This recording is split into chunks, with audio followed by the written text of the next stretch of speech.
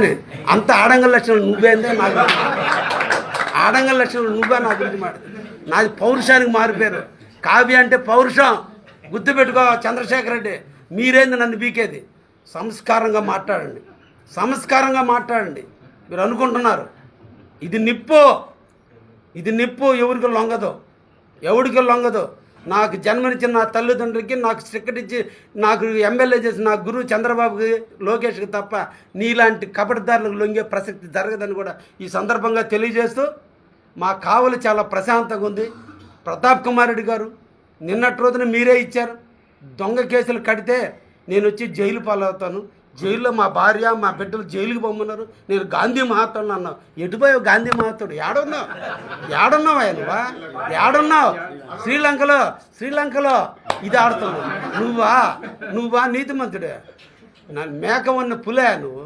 నీ వేషానికి, నీ భాషకి, నీ మనస్తత్వానికి ఎంతమంది జీవితాలు నాశనం చేసావా? ప్రశాంతంగా ఉందా కావాలి? వ్యాపారస్తులు ప్రశాంతంగా ఉన్నారు, ఈరోజు అందరూ ఉద్యోగస్తులు ప్రశాంతంగా ఉన్నారు, అందరికీ ఉపాధి దొరుకుతుంది. ఏం ఓచుకోలేకపోతే నువ్వు రా, కలిసి పని చేయి. లేదంటే వచ్చావు నీ పని నువ్వు చేసుకో. అడుక్కొని మా జీవితాలు జోలికెందుగా? మేమన్నా తప్పు చేస్తే మాట్లాడవా నువ్వు? ఈరోజు నువ్వు నీ స్థాయి ఏంది, నువ్వేంది, నీ పరిస్థితి ఏంది? స్వతంత్రం వచ్చిన తర్వాత 33,000 ఓట్లతో ఓడించిన ఘనత నాది, ఓడిపోయిన ఘనత నీది. నీకు నాకు తేడా ఏంటా? నేనా నీ గురించి?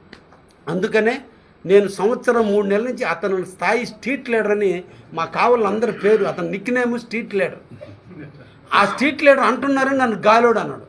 ఈ గాలోడు దెబ్బకు నా గాలి స్పీడ్కి 33,000తో పోయావు. ఇప్పుడు నా గాలి ఇంకా వీయటం స్టార్ట్ చేస్తే నువ్వు నీ కాకాని చెప్పాలా. ఇది కావలి, తెలుసుకొని ప్రవర్తించండి అని చెప్పి సందర్భంగా వైసీపీ నాయకుల్ని ఘనంగా హెచ్చరిస్తున్నా. ఇక నుంచి మాట్లాడితే ఊరుకునే ప్రసక్తి లేదు, ఇక నుంచి మాట్లాడితే సహించే ప్రసక్తి లేదు. నిరాధారణ నిందలేస్తే చట్టపరంగా ఏ చర్యకైనా తీసుకోవడానికి మేము సిద్ధంగా ఉన్నాం.